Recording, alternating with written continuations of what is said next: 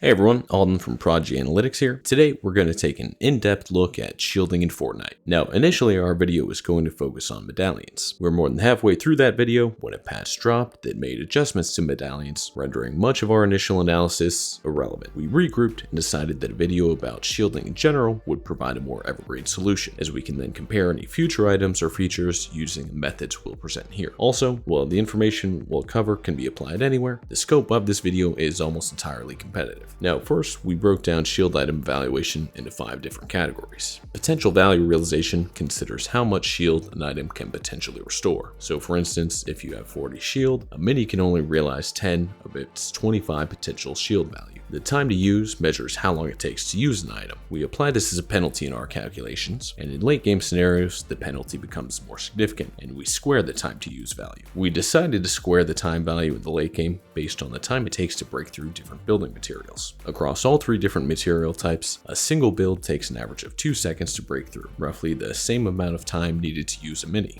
Now, when an opponent is attempting to obtain piece control, a player can realistically place 2 builds while staying within their box. With each build taking roughly 2 seconds to break, that would mean it takes 4 seconds before the opponent would have an open shot to deal damage to the player, and 4 seconds is the square of 2 seconds. Now, some of you may be thinking, yeah, but 2 times 2 is also 4 seconds, so why did you decide to square it?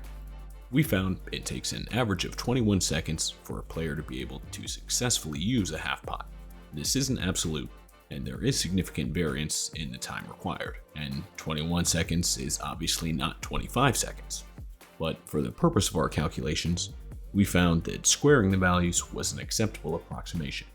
Next, we have maximum shield restoration. This is a flat bonus point value awarded to items. Essentially, it accounts for half pots being able to restore up to 100% of a player's shield, while minis cap out at 50%. Next, we looked at inventory efficiency. This reflects how much of an item you can carry, where every 25 shield is worth 1 point. Last, we have materials required. We found the average number of builds required to use a mini or half pot was 3 and 8 respectively.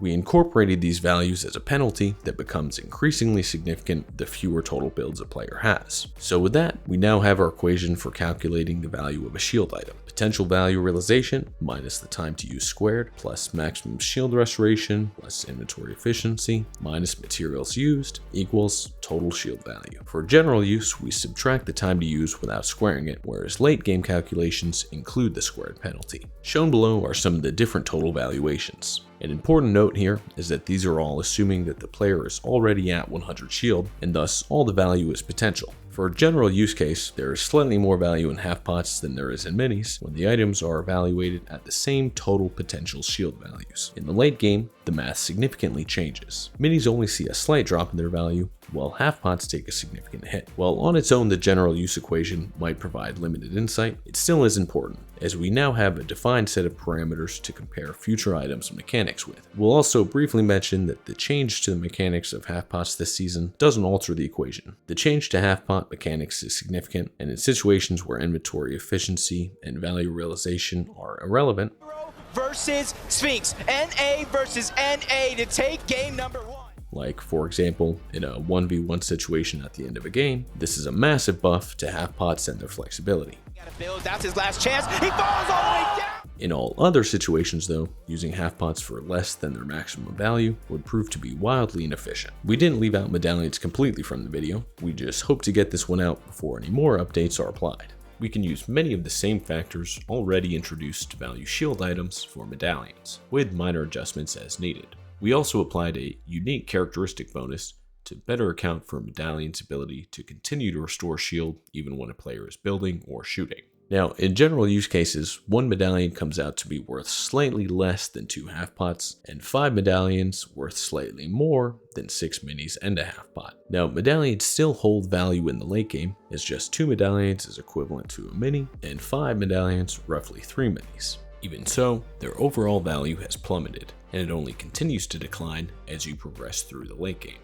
We do have additional equations where we weight variables differently, adjust for each zone, and for specific in-game events. For the purpose of this video, we felt it best to keep it relatively simple, as any gains in accurately reflecting value came at a significant cost to the ease of understanding and application. That said, always keep in mind that the value of these items will shift depending on the specific event you're competing in, as well as any evolutions in the overall meta. So there you have it. We've presented a framework to evaluate shields in Fortnite. We've shown you that minis provide the most consistent value throughout all stages of the game, and that while medallions are a powerful mechanic, their luster quickly fades as the match goes on. While these equations do have their limitations, they should serve as a useful starting point to examine the cost versus benefit of pushing players with medallions, determining optimal loadouts, and to improve your overall decision making. So with that, until next time, take care.